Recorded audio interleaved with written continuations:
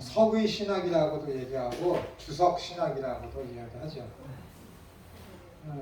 요즘에도 뭐 어쩌다가 이제 뭐 주석 책이 나오기도 하지만은 요즘에 거의 이제 주석 책이라는 그런 책들은 거의 나오고 있지 않죠. 인터넷의 영향도 있고 했기 때문에 그런 책들은 나오지 않고 있습니다. 예전에는 뭐 1980년대, 90년대 이제 우리나라가 경제적으로도 많이 부흥되고 했을 때 신학교에 들어가면은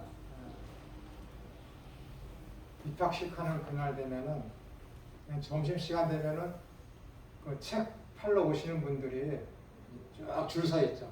5분씩 딱 대기하고 있다가 5분 동안 광고하는 것이죠. 핸드릭슨 주석이니 뭐 이것저것 주석을 갖고 와서 광고를 하는 것이죠. 근데 요즘에 이제 그런 일이 없지 않습니까? 인터넷이 있기 때문에 그렇죠. 근데 조금 지나서 한 90년대 말쯤 그쯤 되면서부터는 주석책 보는 것을 좀 창피하게 여기던 시대가 됐어요. 너 아직도 주석을 봐? 그런 거죠. 저도 이제 주석책을 몇 권 샀었는데 진루다가 샀었는데 제가 이제 교수 노릇하면서 정말 공부하고 싶은데 돈이 없어서 못하고 그러면은 그냥 한 질을 다 주고 그랬어요. 20권 되고 30권 되고 하루는 이제 로마서가 작은 책인데 제가 굉장히 아끼는 책이 하나 있었거든요. 그게 너무 귀하고 그 학생도 너무 귀하고 그래갖고 요것 한번 읽어보세요 하고 주고 했는데 그 학생이 어쩐 일인지 그 다음부터 학교 안 나오더라고요. 제가 굉장히 아끼는 책이었거든요. 고2였는지 어떤지 몰라도 그 다음부터 학생이 안 와. 그 다음부터 책을 아무도 안 빌려줘요. 그 다음부터 절대 안 빌려요. 그냥 내가 읽다가 이건 좀 줘야 되겠다 그러면 하는 건 주는 건 주는데 빌려주는 거는 절대 안 돼요. 우리 집에서도 제 서재가 있는데 그 방에 있는 책은 바깥으로 절대 못 갖고 나오고요. 나만 갖고 나와. 나만 갖고 나오고 뭐 읽을 건가 뭐 어려운 책들은 뭐 우리 집사람은 지금 나태주. 그 사람 시집 막 읽으면서 그냥 이거 알아? 이거 어떻게 알아? 감동을 받아갖고 어쩜 말을 이렇게 귀한 일반적인 이야기들이 이렇게 이야기를 재밌게 잘하느냐고 그냥. 책을 달라고 하면은 예의가 없는 거 아닙니까? 그런 건 잘 모르겠고요. 저는 그냥 학생들 그때 당시에는 뭐 어려운 학생들이 있으면 그냥 주고 그랬으니까. 우리 그 작업실에 이렇게 보면은 이렇게 가끔 이제 목사님들이 오는데 네. 예수님에 관한 조각들을 이렇게 해놓은 게 있거든요. 네. 그러면은 그게 이제 나한테 일인데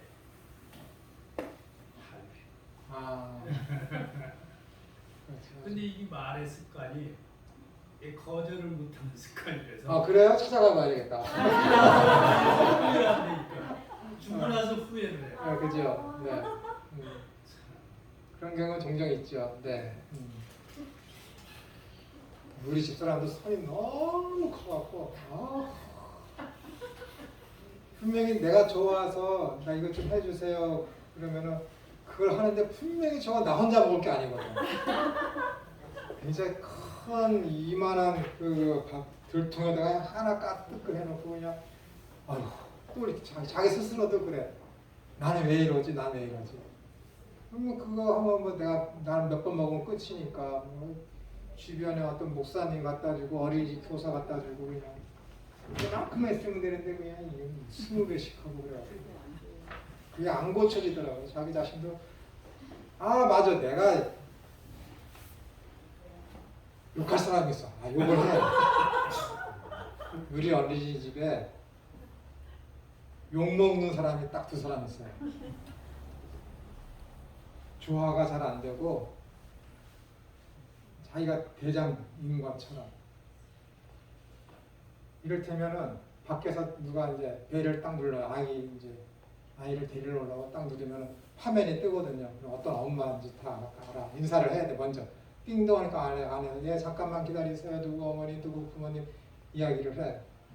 근데 한 선생님은 이렇게 보다가 자기가 돌보는 원아의 부모님이 아니면은 대꾸를 안 해. 대신 대꾸해줘서 그 선생님한테서 알려줘야 되는데 이렇게 보고 내 말이 아니니까 그냥 휙 가버려. 교사야. 또 한 분은 우리 어린이 조리사가 두 분인데 두 분에서 해요. 그냥 서로. 근데 한 분이 교사들이 뭐 더 주세요 그러면 굉장히 눈치를 줘. 왜냐면 남으면 자기가 가져가야 됩니다. 가져가야 됩니다. 생활이 어려우니까 우리 원장이 이렇게 하다가 남은 거 있으면 가져가세요. 근데 그게 습관이 돼갖고 자기가 집에 가서 먹을 걸 떼어놓고 아기들을 줘. 거꾸로 됐잖아. 아기들을 주고 남은 거 있으면 가져가라 그랬는데 먼저 자기 것을 떼어놓고 주는 거야. 그러니까 아기들은 충분히 먹는데 교사들이 부족해. 우리 원장은 도시락을 싸가요. 항상 부족하니까. 원장이 못 먹는다니까 우리 어린이집. 근데 그 두 사람이 다 목회자 사모야. 두 분이 다 목회자 사모라고.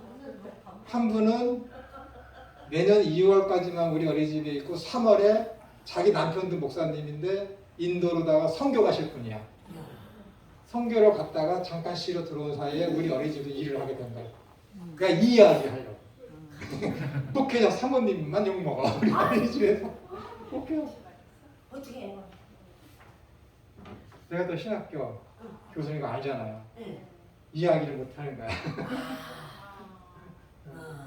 내가 여기서 속 시원하게 욕하는 거야. 지금. 아, 시원하다.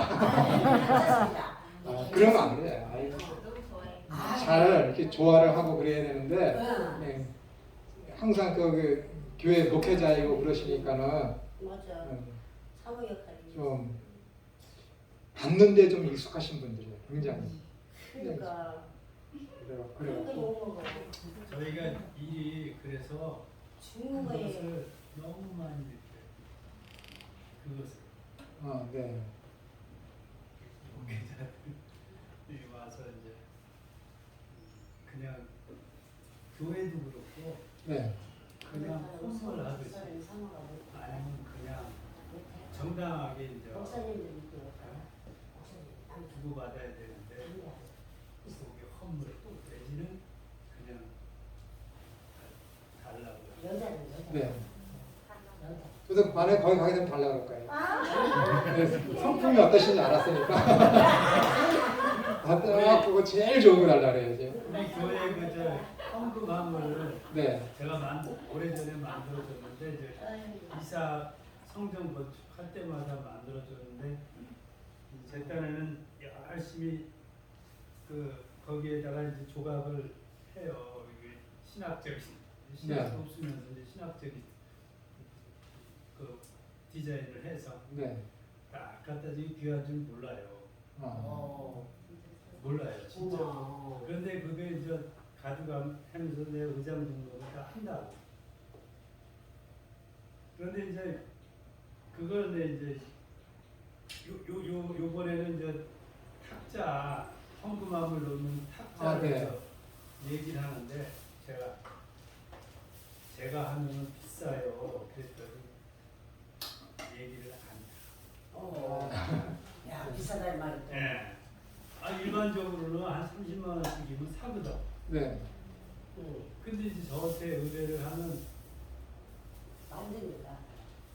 이게 뭐 더 싸게 할 줄 알았는데. 근데 저는 사실 일반적으로 하는 것은 30만 원으로 사는데 저는 100만 원을 넘어야 돼요. 일이. 좋은 거 쓰시는 거예요. 그러니까 제가 이렇게 어렵게 생각을 하니까 일을 어렵게 하니까 네. 순수하게. 그게 그러니까 안 하더라. 그래서 저기 가서 저거 사세요 하고 내가 알려줬대. 아, 잘하십니다. 네, 쌀이 한 사람한테 더코안 맥혀. 안 맥혀. 네, 안 맥혀. 살아보니까. 아, 속 시원하다. 진짜. 아, 정말이에요. 안 맥혀요. 저도요. 거기에 이렇게. 자, 아이들이 얼마나 솔직한지 제가 말씀드릴게요. 예전에 한번 말씀드린 것 같았었는데 어린이집에서 이렇게 일이 있어갖고 이제 이야기를 하는데 아이들이 자랑을 하는 거야. 너희 어린이집에 이런 거 있어? 우리 하나이가 있어. 이 아이는 그 너희 어린이집에 뭐 이런 거 뭐 미끄럼틀 있어? 있어. 서로 막 자랑하는 거야. 그래서 하나이가 너희 어린이집에 수영장 있어? 그러니까 하나이가 없는 거야. 그래서 가만히 있다가 하나이가 우리 선생님 대빵입니까? 그랬어. 그러니까 하나이가 수영장 있어. 하나이가 가만히 있다가 그냥 하고 막 우는 거야. 무슨 의미예요? 선생님 못생겼죠? 자기 선생님이 이쁘지 않다는 거잖아. 애들이 이래요. 얼마나 웃었는지. 우리 선생님이 이쁘다 그러니까 얘가 가만히 있다가 그냥 울어버려.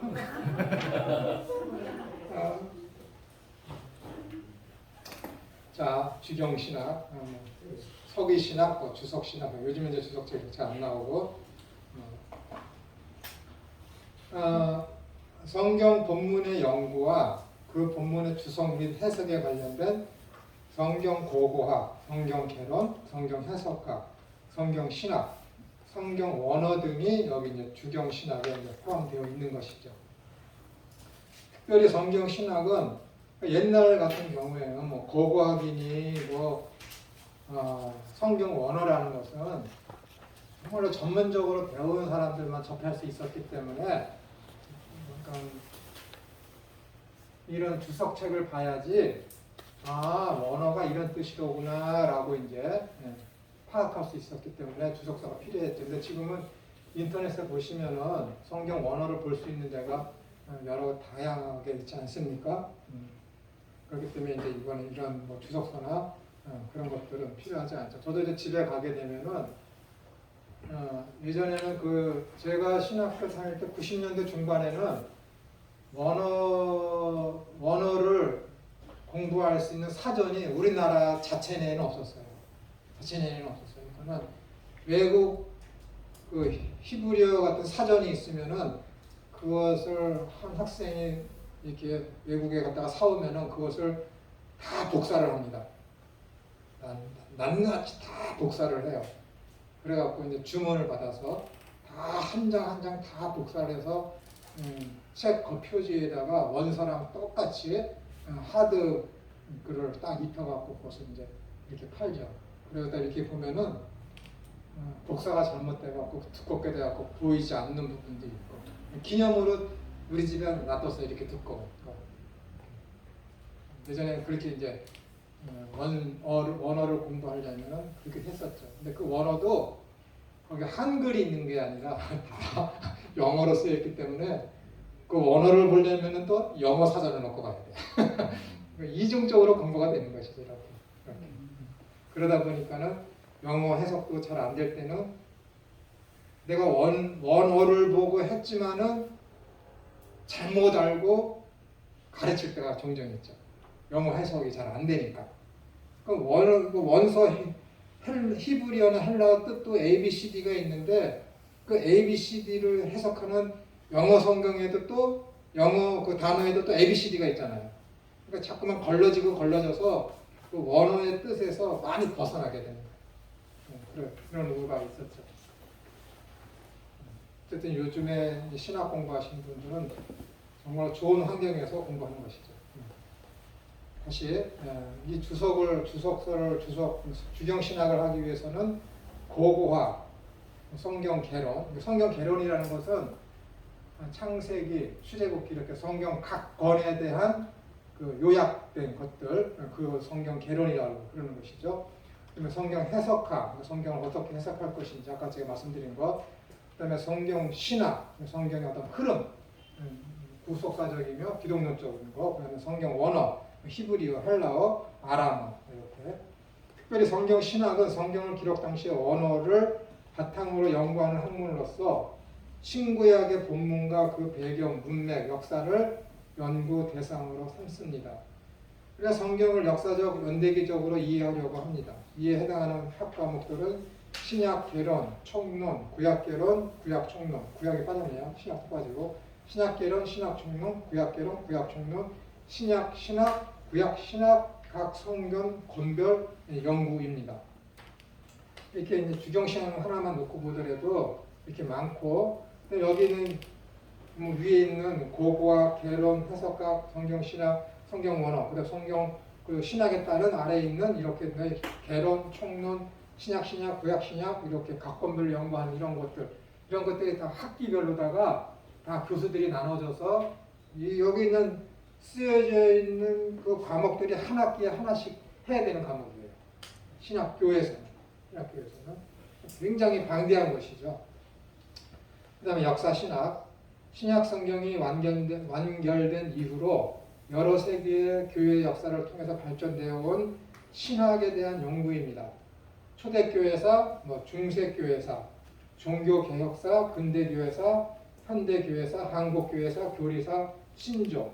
그 다음에 또 하나를 덧붙인다고 그러면은 말라기하고 마태복음, 신약고 사이에 중간사, 그것도 이제 요즘에는 하는 데가 있죠.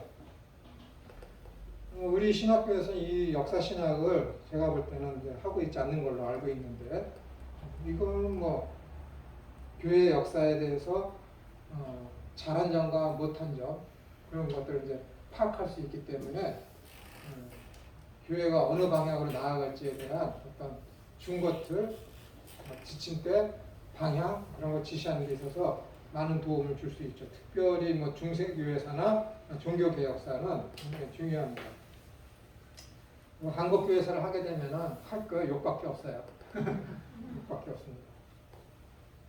실천신학, 성경적 진리의 체계를 어떻게 선포하고 가르칠 것인가에 목회 현장에서의 구체적인 적용이 연구 대상이 되는 것입니다.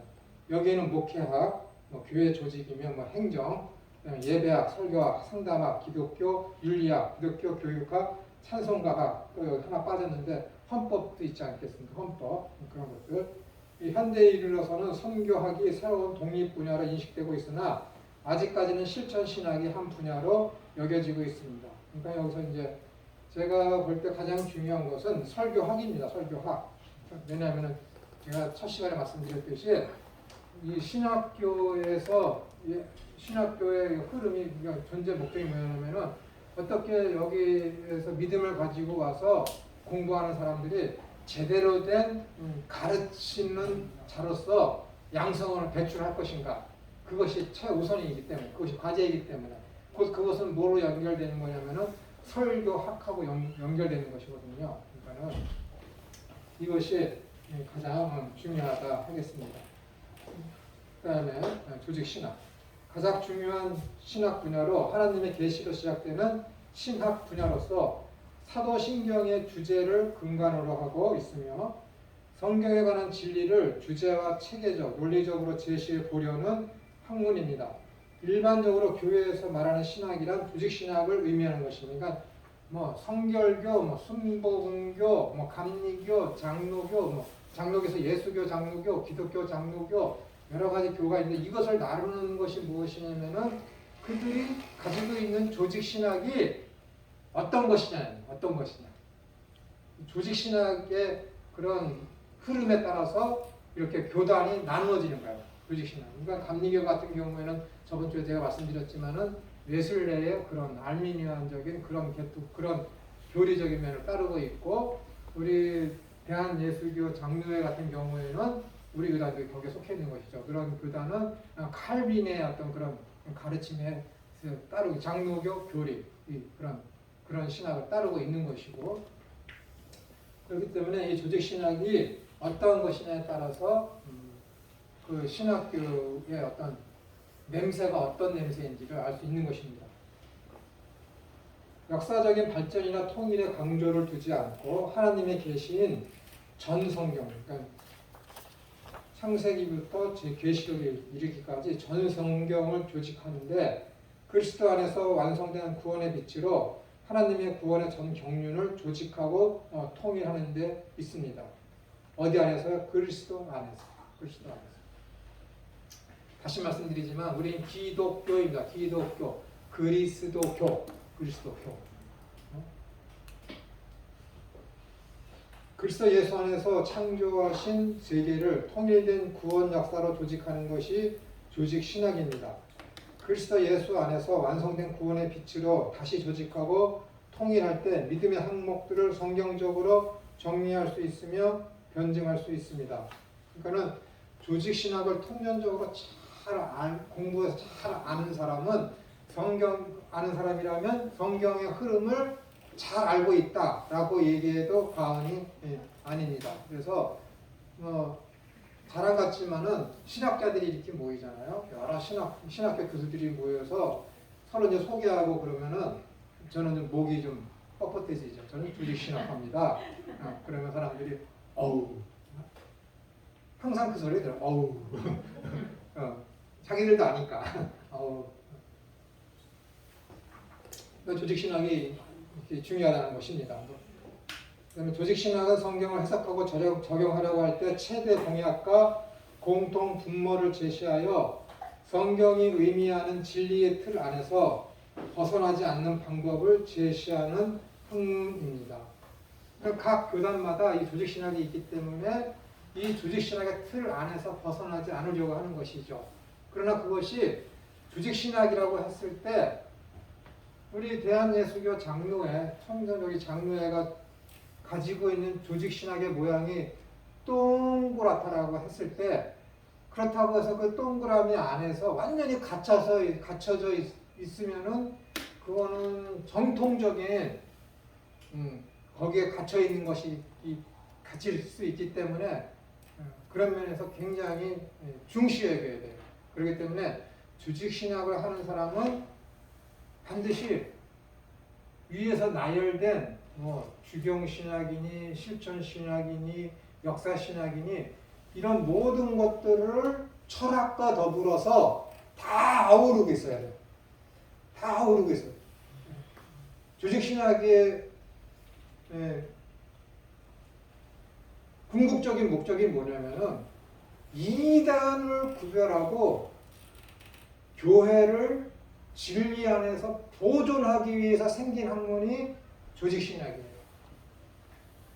만약에 이단이 없고 말시온 같은 교회의 어떤 성경관에 대해서 도전하는 무리가 없었으면 만약에 성부, 성자, 성령 이 성삼위일체에 대한 괴상한 사변들이 없었으면은 니케아 회의나 니케아 신경이나 사도신경이나 그런 것들이 생길 필요가 없었죠.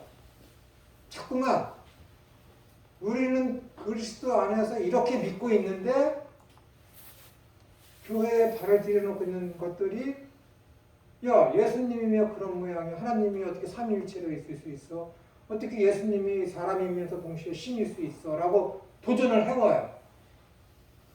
그러니까 어떻게 되는가? 교회에서 가만히 있을 수 없으니까는 성경 안에서 예수님의 양성, 신이시며 동시에 인간이신 분을 성경 안에서 그걸 찾아내서 교회에 도전해 오는 사람들로부터 지키기 위해서 어떻게 되는 거예요?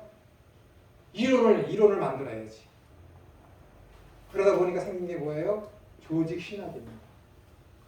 이단들이 생기지 않았으면은 이런 거 이야기할 필요가 없어요. 그러니까 하나님 나라에 완성되는 그 하나님의 나라에 가면은 이렇게 교리를 공부할 필요가 없죠. 없죠. 거기에는 도전하는 자들이 전혀 없으니까. 그러니까 조직 신학이라는 것은 이단 사선들에 대한 방어책으로 생긴 것이기 때문에 지금에 와서는 교회를 교회답게 교인을 교인답게 신학적으로다가 변증하고 지키기 위에서는 조직 신학이 계속해서 존립해야 된다라는 것입니다. 그렇다고 해서 이렇게 성경의 언어를 지금 잘못 알고 있는 부분들이 있는데 그렇기 때문에 하나님에 대한 굉장한 오류가 있어서 왜곡된 관점으로 하나님을 보는 그런 것들이 있을 때 조직 신학에서는 야 하나님은 이렇게 세모 모양이셔 라고 했는데 지금까지 역사적으로 문법적으로 봤을 때 오류가 없었는데 지금 와서 고고학적으로다가 그것을 연구해서 보니까는 지금까지 우리가 교회가 알고 있던 것이 잘못되었어. 우리가 가지고 있던 조직신학 체계가 잘못되었어 라고 해서 어떻게 돼요? 조직신학으로 잘못된 그것으로다가 옹호하는 것이 아니라 역사적이면 문법적이면 신학적으로 지금 우리가 지키고 가르쳐왔던 조직신학이 잘못됐으면 어떻게 되는 거예요? 고쳐야지. 그래야 전통에 이렇게 휩싸여서 어느 조직신학이 조직적이면 체계적이라고 했지만은 그것이 잘못됐을 때는 그것을 과감히 무너뜨려야죠. 그게 개혁이지. 그게 교회의 발전이고 그것이 리바이벌. 그것이 곧 진정한 부흥이죠. 부흥. 부흥의 뜻이 뭐예요? 양적 부흥 그런 것을 얘기하는 것이 아니라 부흥이라는 것은 뭐냐면은 개선을 부흥이라고 그러는 거예요. 잘못된 것을 고쳐 나가는 것을 부흥이라고 합니다. 그러니까 종교 개혁이 뭐예요? 그것이 곧 부흥입니다. 초대교회로 돌아가는 것이 곧 뭐예요? 그것이 부흥이에요. 그걸 리바이벌이야. 다시 살리는 거잖아요.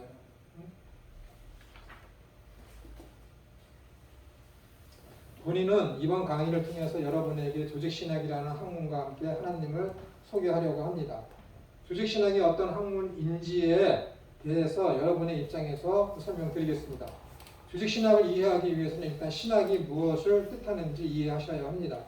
신학이 무엇인지 알아야 조직신학이 무엇인지를 이해하기 쉽기 때문에 그렇습니다. 한자적 의미로 신학은 믿을 신과 배울 학 두 글자를 합쳐서 만든 한자어로서 신은 하나님 또는 절대자를 가리키고 학은 배운다는 뜻을 가지고 있습니다. 따라서 신학은 하나님을 배우는 것 또는 하나님에 대한 배움이라고 정의할 수 있습니다. 결국 하나님이 어떤 분이신지 하나님이 무슨 일을 하시는지 그리고 하나님이 우리에게 무엇을 요구하시는지에 대하여 배우는 것이 신학입니다. 하나님이 우리에게 요구하는 것은 그냥 순종입니다. 순종. 원어를 통해 의미를 살펴보아도 동일한 의미를 갖고 있습니다. 신학이란 기독교의 교리나 신앙에 대하여 체계적, 역사적, 실천적으로 연구하는 학문으로서 사전적 의미로서는 간단히 하나님에 대한 학문이라고 정의를 합니다.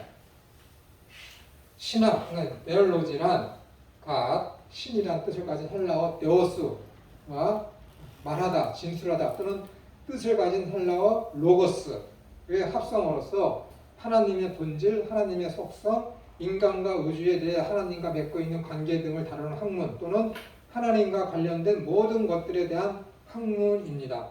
다시요.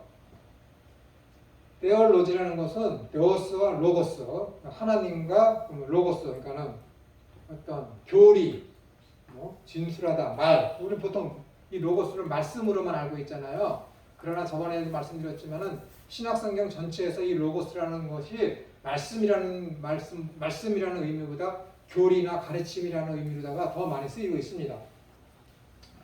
하나님의 본질, 속성 그런 것들을 연구하는 것이 하나님과 관련된 모든 것을 연구하는 것이 곧 신학이다라는 것입니다. 그렇다면 조직신학은 무엇이겠습니까? 신학이라는 말 앞에 조직이라는 단어 때문에 어려워할 필요는 없습니다. 조직이라는 말은 영어 시스템액이라는 형용사를 옮긴 것으로서 조직적인 또한 체계적인 뜻을 가지고 있습니다. 이를 좀 더 이해하기 쉬운 말로 말씀드리면 질서정연한 순서와 절차를 따라 잘 짜여진 짜임새 있는 정도로 표현할 수가 있습니다. 하나님은 어떤 분이신가 하면은 창세기부터 계시록에 이르기까지 하나님에 대한 본질과 속성과 그분께서 하시는 일과 그런 모든 것들을 다 연구하는 거야. 하나님이 대해서만. 그리고 거기에서 신론에서 그 하나님에 대해서 성부 하나님에 대해서 논하는 것이죠. 그 다음에 성령은 어떤 분이신가, 성령께서 하시는 일은 무엇인가에 대해서 또 창세기부터 계시록에 이르기까지 다 나열해서 또 연구해서 또 펼쳐놓은 것이 성령론이고 또 기독론은 또 그런 것이고 그렇게 되어 있습니다. 그러니까 조직적으로 체계적으로다가 이렇게 한 어떤 주제에 대해서 쭉 나열해 놓은 것이 조직 신학입니다. 그런데 이 성경을 보니까 보통 6개 분야로 나뉘어졌다라는 것이죠. 하나님은 어떤 것이 신론, 그러니까 성부, 성자, 성령 하나님의 신론, 그 다음에 인간은 어떤 것인가, 그 다음에 인간은 죄를 지었기 때문에 구원이 필요하다 했고 구원은 무엇인가, 그래서 구원을 이루기 위해서 어떻게 해야 되는가 했을 때 그리스도께서 오셔야 된다. 그래서 기독론, 또 그다음에 성령론, 그다음에 그리스도께서 오시고 성령님께서 오셔서 하신 일이 무엇인가 했을 때 그 다음에 떨어지는 것이 뭐예요? 교회가 교회론. 그 다음에 인류는 어떻게 된 것인가 해서 하나님께서 이렇게 다 하신 다음에 창조의 끝은 어디인가 했을 때 나타나는 것이 결국은 뭐예요? 종말론이기 때문에 마지막에 6번째가 종말론이 있는 거예요. 근데 이런 것이 어디서 출처됐을까 따져보니까는 성경에서 출처가 됐기 때문에 첫 시간에 갖는 것이 뭐예요? 신학서론. 그래서 성경은 무엇인가에 대해서 첫 번째 따지고 묻는 것이죠. 그런데 조직 신학은 이렇게 순서적으로 되어 있지만은 여러분들이 만약에 제가 자주 말씀드렸잖아요. 종말론에 대해서 특히 계시록에 대해서 그 종착지, 목적지이잖아요. 그것에 대해서 요한계시록 1장부터 22장에 이르기까지 공부를 철두철미하게 잘해서 그것을 완벽하게 제대로 잘 기독론적이며 구원론적으로 그 부분에 대해서 잘 이해하고 계시다면은 창세기부터 성경을 읽게 되면은 진짜 이해하기 편합니다. 진짜 이해. 성경에 보고 하는 그 관점이 계시록을 안 상태에서 하는 것하고 완전히 달라져요. 완전히 달라져요. 그렇기 때문에 사탄이 그것을 알기 때문에 요즘에 가장 판치는 이단이 뭐예요? 다 종말론하고 연결됩니다.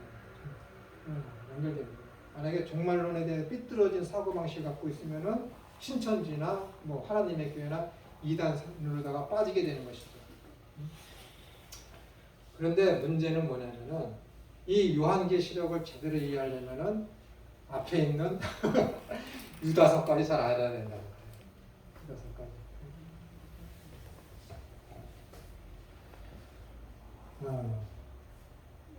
어디 어떻게지?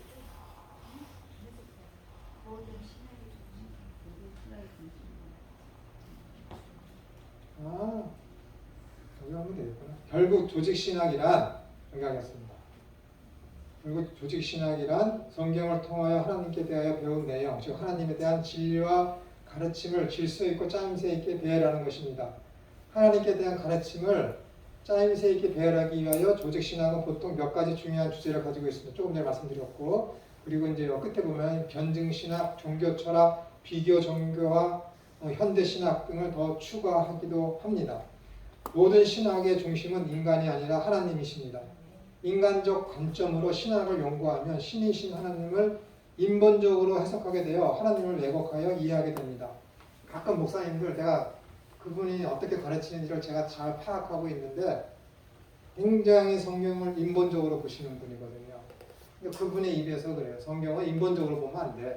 자기가 어떤 관점으로 보고 있는지 자기 스스로를 몰라. 목사들이 다 모여서 그분 얘기하고 그분이 주보에 낸 그 설교를 이렇게 보면은 이 사람은 인본, 다른 사람들은 다 그래.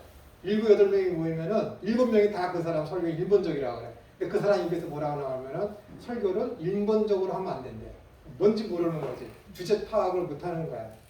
근데 인본주의적인 설교는 사람들의 귀를 즐겁게 하고 굉장히 호강시킵니다. 그리고 사람들이 즉각적인 반응을 일으키는 게 특징이 인본주의적인 설교예요. 이를테면 혈루증 걸린 18년 동안 혈루증 걸린 여인이 있었습니다. 근데 거기에 예수님 오신다는 소식을 들었어요. 예수님은 그 여인을 만나시기 위해서 거기 오신 거예요. 그렇기 때문에 그게 거기에 기사가 실린 것이죠. 근데 인본주의적인 사람, 즉 민중신학에 빠진 사람은 예수님이 중심이 아니에요. 이 여인에게 예수님 오신다는 소리가 들리지 않았으면 그런 얘기 안 해요. 이 여인은 예수님 오신다는 소식을 듣고 자기의 불편한 몸과 창피함을 무릅쓰고 예수님이 계신 그곳에 인파를 뚫고 자기의 힘으로 물고 나가서 그래서 예수님이 만나 주셨습니다. 그러니까 여러분들도 무슨 문제가 있으면 예수님 앞에 나아가십시오. 굉장히 인본주의적이며 이런 설교를 하죠. 그 사람들이 우리도 그렇게 해야 되겠다. 그러니까 어떻게 돼요? 변화가 금방 올 수 있죠. 원래는 제가 오늘 처음에 딱 와서 이 설교를 하려고 그랬어. 그래서 처음에 오자마자 여러분 제가 오늘 어떤 말씀을 드릴 것인데 아무런 반응도 보이지 마십시오. 특히 아멘 하고 그러면은 제가 함정에 빠지는 거야.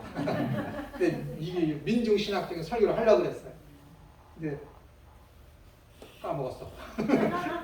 오면서 그것을 얘기해야지 했다가 와서 내가 엉뚱한 여호와 이의 얘기를 한 거야. 여호와 이. 여러분 복 받은 거야. 그래서 지금 생각나서 지금 이렇게 설교하는 사람이 있다라는 거예요. 그래서 인본주의적인 설교는 굉장히 사람의 마음을 움직이기가 쉽습니다. 사람의 이 마음 속에는 사람이 중심이 되고 자기가 중심이 되고 내가 뭔가 하기를 복돋아주고 그 한 것에 대한 칭찬을 해주는 것을 그 싫어하는 사람이 어디 있어요? 근데 그런 설교를 하면 사람들이 우와 나도 저렇게 해야지 했어. 결과물이 나와. 그렇게 되는 거죠. 근데 이 하나님이 신본주의적인 이런 설교를 하면은 사람들이 웬만해서는 거기에 이렇게 호응을 한다거나 그것에 대해서 딱 해서 즉각적인 반응을 보인다거나 그런 일들이 그렇게 흔하게 일어나지 않습니다. 그래서 인본주의적인 설교를 하는 사람들의 공통적인 것이 무엇이냐면은 내가 이렇게 설교를 했더니 사람들이 금방금방 이렇게 변해. 자기가 잘하고 있는 줄 알아. 잘하고 있는 줄 알아. 그러니까 민중신학이 뭐예요? 그리스도의 계절을 우리 인간의 힘으로 그 모토잖아. 내가 세상을 변화시키자. 그리스도의 재림을 속히 우리가 일을 해서 앞당기자라는 거. 때와 그런 시를 인간이 앞당기자라는 거. 그것이 민중신학이잖아요. 민중신학. 우리나라에서는 민중신학이고 뭐 아프리카에서는 뭐 흑인신학이라고 그러고 여성에서는 여성신학이라고 그러고 저기 중남미에서는 무슨 신학이야? 해방신학이라고 그러고 이게 다 똑같은 거야. 자유주의에서 나오고 인간의 어떤 힘으로다가 세상을 변화시키자. 인간의 힘으로다가 그리스도의 재림을 앞당기자라는 그 운동이 뭐예요? 남미에서는 해방신학, 아프리카에서는 흑인신학, 여자들 세계에서는 여성신학, 우리나라에서는 무슨 신학이라고요? 민중신학이라고. 다 똑같은 뿌리를 두고 있는데 이름만 다른 거예요. 해방신학, 여성신학, 아프리카 흑인신학, 그 다음에 민중신학. 그렇게. 다 이것들이 다 인본주의에서 나오는 것이죠. 인간의 힘으로다가 세상을 변화시키려고 하는 것들. 그 인간의 노력이 굉장히 중요한 것입니다. 그렇다고 해서 하나님을 믿는 사람들이 그걸 안 하느냐? 그거 아니라니까. 자꾸만 말씀드리지만 은혜 알면은 민중신학에서 복돋아지는 그런 것이 아니라 그들은 절제절명의 시간이 되면은 두려움과 어떤 고난이 무서워서 있어서 어떤 도망가기도 하고 자기의 의를 드러내기 위해서 고난을 넉넉히 받을 수 있겠지만은 은혜를 아는 사람은 사울이 그러잖아. 바울이 그 모든 고통과 어려움을 다 하나님께서 알려주셨음에도 불구하고 어떻게 되는 거예요? 예루살렘으로 그 고난이 훤히 보이고 감옥 갈 것을 뻔히 알면서도 이것이 하나님의 나라의 복음을 위해서는 더 값진 일이다 라고 생각하고 은혜를 알기 때문에 그 불 속으로다가 뛰어드는 것이죠. 은혜를 알면은 은혜의 값어치를 알면은 그렇게 되는 것입니다. 조직신학은 성경을 성경으로 해석하는 방법을 위에 쳐져.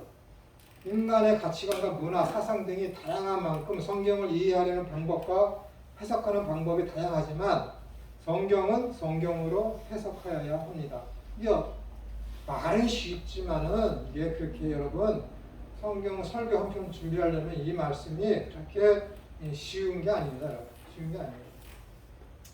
제가 말씀드렸죠. 제가 외국인 교회에 가서 한 3년 설교하고 그랬는데 거기 담임 교회 목사님이 있는데 본문이 똑같아. 요한복음에 성령이 임하시는 그 사마리아 여인하고 해서 물과 성령으로 거듭나지 않으면 하나님의 나라를 볼 수 없느니라 했을 때 그 물에 대한 관점. 그러니까 그 니고데모와의 그 대화가 있는 그 본문이 한 절도 틀리지 않고 나는 오후 설교를 하기로 돼 있는데 그분은 오전 설교를 하게 됐어요. 근데 주부에 딱 실으니까는 본문이 똑같은 거야. 그래서 내가 오전에 가서 그거 보고 나서 제가 바꿀까요? 그랬더니 그냥 하라고 그러더라고요. 설교를 딱 들어보니까는 물에 대한 그런 어떤 것이 그냥 통상적인 그런 일반 그 인터넷에 떠 있는 그런 개념으로다가 말씀하시더라고요. 근데 그 물이 무엇인지에 대해서 그 뒤에 수전절인가 거기에 나왔을 때 물이 무엇인지에 대해서 생수의 강이다 그래갖고 물이 곧 성령임을 거기서 말씀하고 있거든요. 물과 성령으로 거듭나야 된다는 말이 물이 다른 게 말씀이 아니라 그 뒤에 보면 수전절 사건이 나타나고 있잖아요. 거기서 생수의 강이 너희 배에서 흘러나리라 해갖고 그 물이라는 것이 곧 성령임을 거기서 나타내고 있거든요. 근데 그 부분에 대해서 많이 다른 거예요. 완전히 다른 거예요. 그분은 우선 물은 말씀이다라고 했고 저는 성경을 거기서 이제 요한복음 흐름 속에서 찾은 것이죠. 내가 이제 앞에 나가서 그 교수를 쭉 하니까는 성경을 이 목사님이 찾기에 바쁘시더라고요. 그러니까 성경을 성경으로 해석을 해야 되는데 그냥 일반에 대한 그냥 이렇게 자기들이 그냥 개인적으로 이해하고 있는 그런 부분으로다가 이해를 하고 있으니까는 서로 간에 어떤 충돌이 일어날 수 있는 것이죠. 조직신학은 성경을 성경으로 해석하는 방법을 제시하는 학문입니다. 즉 하나님에 관한 연구를 성경을 통해서 하는 학문입니다. 조직신학은 외적인 어떤 영향이나 참고를 배제합니다. 왜냐하면 이사야서 34장 16절에서는 이건 여러분들이 김천호가 얘기하는 저 주장은 받아들일 수 없어. 이거는 그런 것에 대해서 말씀하는 게 아니야 라고 말씀하셔도 무방한 성경 구절입니다. 제가 이해하는 것과 다르게 하셔도 돼요. 잘 들어보세요. 이사야서 34장 16절에서는 너희는 여호와의 책에서 찾아 읽어보라. 이것들 가운데서 빠진 것이 하나도 없고 제짝이 없는 것이 없으리니 이는 여호와의 입이 이를 명령하셨고 그의 영이 이것들을 모으셨습니다. 라고 하셨습니다. 그러므로 조직신학의 모든 분야는 시작부터 끝까지 성경으로만 합니다. 자, 밑에 풋노트를 보세요. 4번. 혹자는 이 본문이 뭐예요? 이것들 가운데서 빠진 것이 하나도 없고 제짝이 없다라고 되어 있잖아요. 제짝이 없다. 이 본문을 어떻게 이해하고 있냐면은 보세요. 이 본문이 피조물의 암수를 의미한다고 하지. 암컷과 수컷. 피조물의 암컷과 수컷을 의미한다고 하지. 이사야서 34장은 민족과 열국을 향한 하나님의 심판에 대한 말씀입니다. 그러므로 이 말씀은 하나님의 경고와 그에 따른 심판, 즉 예언에 대한 성취가 반드시 있었음을 의미합니다. 그러므로 이 말씀은 언약과 성취가 짝을 이루고 있으며 구약과 신약의 짝을 이루고 있음을 포함한다고 할 수 있습니다. 이렇게 되어 있죠? 여기에서 혹자는 이 본문이 암컷과 수컷을 의미한다고 이해를 해요. 그렇기 때문에 그 뒤에 따라 나오는 거 이사야서 34장은 하는 이 부분 있죠. 신약과 구약이 짝을 이룬다라는 제 주장을 인정하지 않는 사람들이 있습니다. 그러니까 여러분들은 이 이사야서 34장을 읽으시면서 어떻게 이해하실지는 모르겠으나 여기 앞에 있는 김천우는 위에 있는 이사야서 34장에 너희 가운데 이것은 빠진 것이 있나 체크해봐라. 하나도 빠진 것이 없고 제짝이 없는 것이 없다 하면서 뭐라 그래요? 이것이 여호와의 입으로 말씀하셨기 때문이다 라고 했잖아요. 그러니까 이것은 구약과 신약, 성경은 성경으로 해석해야 된다. 구약은 어떤 영화에서 어떤 스크린인데 신약은 그 스크린에 비친 어떤 자막이다라는 제 말. 구약은 모형이며 신약은 실체이다라는 이 주장. 제 주장이 아니라 모든 사람들이 그렇게 이야기하고 있으니까 이것에 의해서 하나님께서 이것을 말씀하시는 것이다. 그렇기 때문에 성경은 성경으로 해석해야 된다. 성경은 제짝이 없는 것이 없다. 라는 것이죠. 이것이 제 주장이라는 것입니다. 여러분들은 이제 어떻게 이것을 이제 이사야 34장 이 구절을 어떻게 받아들이실지는 모르겠으나 저와 같은 사람이 많이 있습니다. 저와 같지 않은 사람도 많이 있고. 이렇게 이피조물의 암수를 의미한다고는 들어본 적이 없네요. 많아요. 많아요. 이것은 하나님의 어떤 창조에 대한 그런 말이지 성경을 해석하고 읽는 데 이해하는 데 있어서 이렇게 신약과 구약을 이야기하는 것이다라고 100% 사람들이 받아들이지 않습니다. 그렇지 않은 사람들이 굉장히 많아요. 이 부분 때문에도 많은 사람들하고 이야기해 봤고 그런데 그렇지 않다라고 얘기하는 사람들도 많이 있습니다. 성경 내에서만 하나님은 어떤 분이시고 사람은 어떤 존재인지를 정의합니다. 그러므로 모든 신학은 조직신학의 도움을 받아야 하며 조직신학은 성경 해석과 신앙의 기본 틀을 제공하는 성경 다음의 틀이 됩니다. 그러니까 틀이라는 이 말 때문에 조직이라는 이 말 때문에 체계라는 이 말 때문에 자유주의 신학자들은 굉장히 싫어합니다. 자유주의가 뭐예요? 리버티하다라고 하는 것은 그동안 정통적으로 조직신학 체계 내에서 성경을 읽고 해석하고 가르쳤는데 그 틀에서 좀 벗어나서 성경을 해석하자라고 하는 학문의 시작이 자유주의예요. 자유주의. 그런데 이 자유주의가 성경을 훼손하지 아니하고 예수님의 이런 탄생 이야기나 예수님의 기적적인 것을 하나의 신화나 설화로 여기지 아니하고 실제적인 사건으로 역사적인 사건으로 인정한다면은 자유주의 신학은 굉장히 좋은 거예요. 근데 그들이 어떻게 돼? 이성에 그동안은 어떻게 되는 거야? 이성은 영성에 복종해야 된다. 세상의 역사는 기독교의 구속사의 아래에 있어야 된다. 신학은 모든 것의 왕관이다. 이 틀에서 벗어나서 인간의 이성에 부합되지 않는 모든 것은 다 불합리하기 때문에 제거해야 된다. 라는 데까지 갔어요. 거기에서부터 성경을 읽고 해석하니까 어떻게 되는 거예요? 성경에서 있는 모든 창조 이야기나 홍해가 갈라지는 사건이나 예수님이 무리를 걸으신 사건이나 모든 이적과 기사는 어떻게 돼요? 인간의 이성에서 맞지 않고 초자연적인 것들이기 때문에 다 빼야 된다라는 거예요. 그러면은 왜 여기 창조의 이야기가 있고 왜 홍해를 물이 갈라지는 사건들이 기록되어 있으며 왜 나아만 같은 문둥병자가 낫게 되고 예수님께서 이 수많은 기적을 행하시는 사건들이 왜 그 성경에 기록되어 있을까라고 그들에게 질문했을 때는 어떻게 되는 거예요? 이것은 하나님의 능력을 설명하기 위해서 이분이 신이심을 증명하기 위해서 후대의 모세와 마태와 누가와 요한과 마가 같은 그런 기록자들이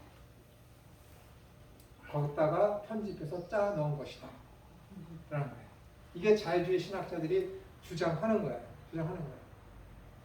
예수님께서 인간들이 어떤 신이시며 세상을 구원할 자이시고 그리스도이심을 가장 극명하게 증명해낼 수 있는 사건이 무엇일까 했을 때 모든 자유주의 신학자들과 모든 기독교 정통 보수자들이 주장하는 예수님이 행하신 기적의 제1은 뭐냐면은 오병이어 사건이거든요. 왜냐하면 이 오병이어 사건 이후에 실질적으로 이스라엘 백성들이 예수님을 억지로 잡아다가 임금으로 삼으려고 했으니까, 지도자로 삼으려고 했으니까. 근데 이런 일들은 실제로 일어나지 않았다는 얘기예요. 예수님이 이스라엘의 구원자이시며 그리스도이심을 증명하기 위해서, 나타내기 위해서, 설명하기 위해서, 예수님의 참된 만나임을 나타내기 위해서 후세에 요한과 이 마가복음, 이 공간복음 저자들이 거기다가 일어나지도 않은 기적을 모의해서 써놨다라는 것이죠. 무서운 사건, 무서운 얘기들.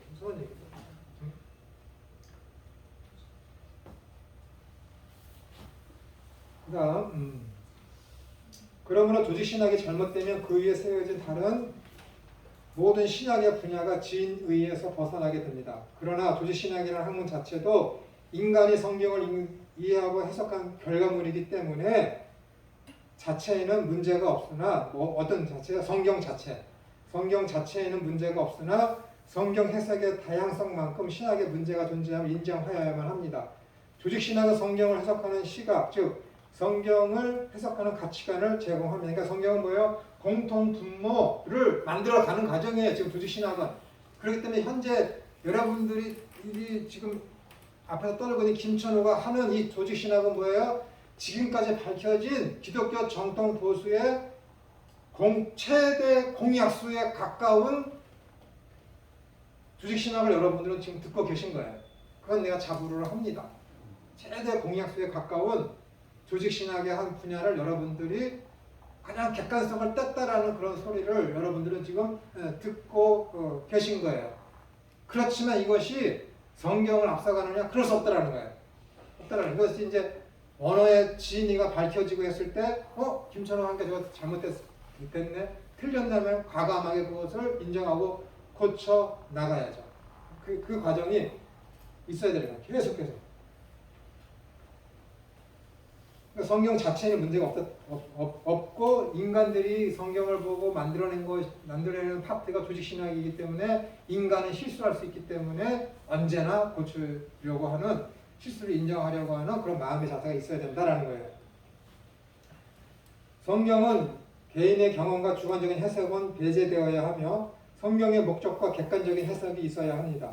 진리는 어느 한 개인의 체험이나 주관적인 사고에 의존하지 않으며 진리의 계시자와 의도와 의미 안에서 해석되어질 때 그 가치가 인정되는 것입니다. 하나님은 이 뜻을, 이 본문에 대해서 이런 의도를 가지고 이렇게 말씀하셨는데 인간들이라는 것이 인본주의적이며 자기 중심적으로, 그냥 사회 중심적으로, 상황 중심적으로 성경을 읽고 해석하면은 안 된다라는 것입니다. 모든 학문은 신학의 신여라고 할 수 있습니다. 그러나 오늘날 성경 통독이나 기도만을 중시하여 신학 무용론을 주장하는 자들도 있습니다. 이로 인하여 여러 부류의 폐해들이 속출하고 있습니다. 따라서 바른 신학은 성경을 바르게 이해하도록 돕고 하나님의 나라에 속한 백성으로서 이 세상과 국가와 교회의 가정을 섬기는 균형 잡힌 성도로서 나아갈 지혜를 갖추게 함으로써 개인과 교회 그리고 사회와 국가가 제대로 설 수 있도록 하는 중거수를 제공하며 진리를 드러나게 하는 것입니다. 즉 바른 신학이 개인과 가정, 사회와 국가를 바르게 서게 하는 근본적인 기준들을 제공한다는 것입니다. 이러한 이유로 인하여 교회가 바로 서지 못하면 세상이 혼란스럽게 되고 결국엔 하나님의 심판으로 인하여 멸망에 이르게 되는 것입니다. 모든 신학에 대한 신학 행위의 주도적 역할은 교회가 가지고 있습니다. 역사적으로 봤을 때 교회가 교회다워졌을 때 세상이 평화롭습니다. 그리고 교회가 어떤 목회자가 어떤 지침을 제공하고 설교를 했을 때 거기에 따르는 어떤 책임, 그 책임은 고난이겠죠. 아픔이겠지. 그 아픔을 넉넉히 교회가 감당해 나아갈 때 세상이 평화롭습니다. 교회가 진리를 사수하기 위해서 교회가 손해를 보더라도 과감하게 교회가 제사를 깎고 하는 그런 작업을 했을 때 교회가, 한마디로 쉽게 말씀드리면 교회가 바로 서면은 세상이 평화롭습니다. 항상 그래왔어요. 언제나 역사가 그래왔습니다. 세상의 교회를 지배하던 시대가 있었잖아요. 중세. 근데 그 시대를 중세 평화 시대라고 하지 아니하고 중세 암흑 시대라고 얘기해요. 왜 교회가 득세하고 모든 것은 다 신학 아래에 있고 모든 철학들이 다 신학을 어떻게 발전시킬 수 있을까 하는 그런 중심적이며 목적을 가지고 모든 것이 논의되어 있는데 왜 세상 그 시대를 가지고 중세 암흑 시대라고 합니까? 교회가 교회답지 못했기 때문에. 교회가 어떻게 되는 거예요? 교회 내에서 카톨릭이죠. 중세시대. 서로 교황이 되려고 버리려고 암투를 하고 교황은 또 각 나라의 어떤 황제들과의 어떤 권력 다툼에 있어서 교회가 권력을 잡으려고 비방하고 모의하고 악의적으로 모함하고 그렇게 되니까는 그런 시대가 1200년을 이어져 오니까 그 시대를 가지고 뭐라 그러는 거예요? 중세 암흑 시대라고 그러는 거예요. 그럼 교회는 어떻게 되는 거예요? 너무 권력이 집중되어 있으면은 교회는 교회되어지지 않는 거야. 그러니까 교회는 어떻게 되는 거야? 항상 도전이 있어야 되는 거야. 악의적인 도전이건 선의를 갖고 하는 도전이건 간에 항상 교회 내에는 어떤 아픔이 있고 교회 자체가 아픔이 있고 도전이 있을 때 그것을 바로 서려고 하고 그 아픔에 대해서 인내하고 했을 때 교회가 부흥되고 그러면 세상이 함께 평화로워지는 역사가 이 교회사가 그것을 증거하고 있습니다. 교회사가 증거하고 있어요. 교회가 교회에 어려움이 있다 했을 때 그 교회의 어려움이 외부적으로 와서 오는 어려움이라면 그건 곤란합니다. 그건 곤란한 거예요.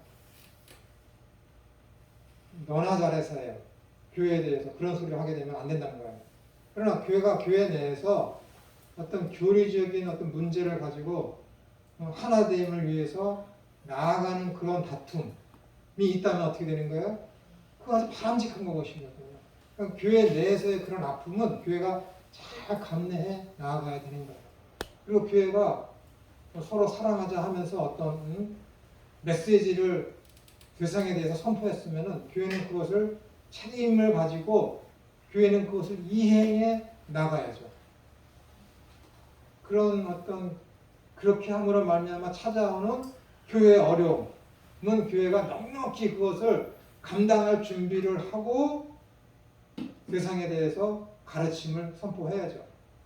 거기에서 오는 어려움과 곤란은 아주 유익한 것입니다.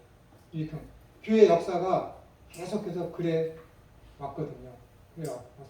A.W. 토저나 데이비드 러셀 같은 사람들이 이 시대의 개혁교회단에 가장 앞서 있는 목회자라고 합니다. 사회 지도자라고, 교회 지도자라고 하죠.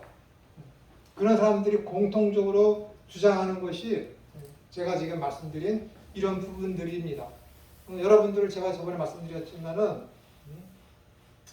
지금 데이비드 러셀이나 R.A. 토저 같은 이런 사람들이 책이 굉장히 쉽거든요.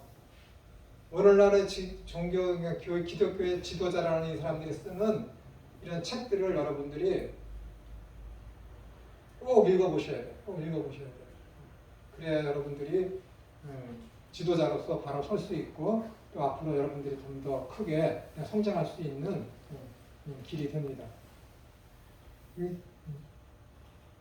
부분이 짧을 줄 알았더니 또 한 페이지가 쭉 있네요. 그래서 다 하기는 좀 그렇고 위에 첫 번째 단락만 하고 마치겠습니다. 즉 바른 신학이 개인과 가정, 사회와 국가를 바르게 하는 서기하는 근본적인 기준들을 제공한다는 것입니다. 이러한 이유로 인하여 교회가 바로 서지 못하고 세상이 혼란스럽게 되고 결국에는 하나님의 심판으로 인하여 멸망에 이르게 되는 것입니다. 모든 신학에 대한 신학 행위의 주도적 역할은 교회가 가지고 있습니다. 그러니까는 신학교에서는 신학자들이 성경을 연구해서 어떤 신학적인 사조를 이야기를 합니다. 그러면 그것이 맞는지 틀리는지에 대해서는 교회가 그것을 판단하는 거예요. 교회가 판단하는 거예요. 왜냐하면 오늘처럼 여호와 이레가 학자들이 연구해 보니까 그동안 우리가 알고 있던 것에서 비해서 왜곡되게 알고 있었다. 라는 것을 신학자가 연구를 해서 발표를 했습니다. 그럼 목회자들이 그것을 수용을 해서 어떻게 되는 거예요? 교회에서 거기에 입각한 설교를 해요. 그것이 맞는지 틀리는지는 교회가 판단을 하는 거예요. 교회가. 모든 신학의 주도적인 역할은 교회가 하는 거예요. 교회. 근데 그것이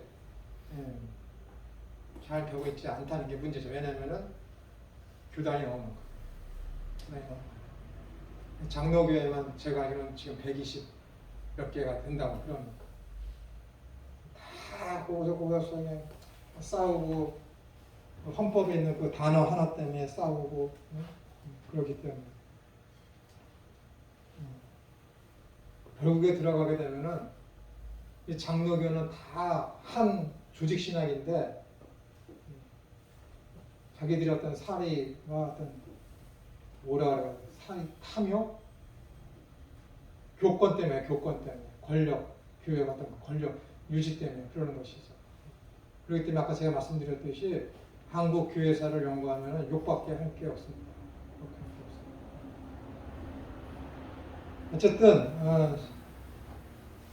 조직 신학이라는 이 학문은 여러분들의 어떤 신앙과 교회를 바로 세우고 나아가서 개인의 어떤 신앙의 삶을 체계적인 어떤 틀 안에서 바른 신앙을 할 수 있도록 중고틀을 세우는 성경에 가장 밀접한 학문이 조직 신학이라는 것입니다. 조직 신학.